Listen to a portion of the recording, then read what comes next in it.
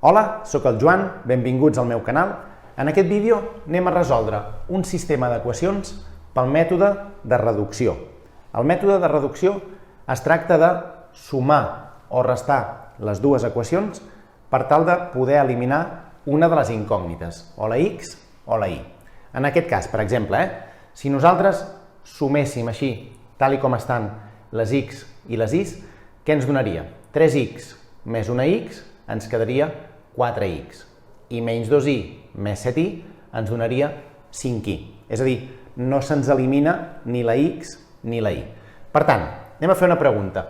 Quin número necessitaria jo que hi hagués aquí davant de la x perquè al sumar-les s'eliminés la x? Si aquí hi hagués un menys 3, 3x menys 3x ens donaria 0. Per tant, això és el que necessitem, això és el que volem, que se'ns elimini una de les dues.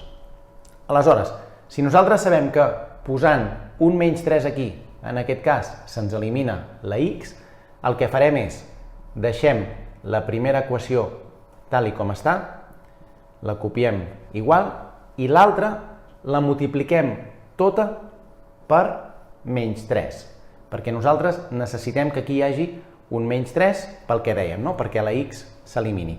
Doncs podem multiplicar tota l'equació per menys 3. Menys 3 per x ens quedarà menys 3x, menys 3 per 7 ens quedarà menys 21y, i menys 3 per 24 ens quedarà menys 72. A partir d'aquí, sumem les x, sumem les y i sumem el terme independent, és a dir, el número que no té ni x ni y. 3x menys 3x, 0. Menys 2y menys 21, menys 23y. Cuidado aquí, que si els dos números són negatius, els sumem i el resultat és negatiu. I 3 menys 72 ens queda menys 69.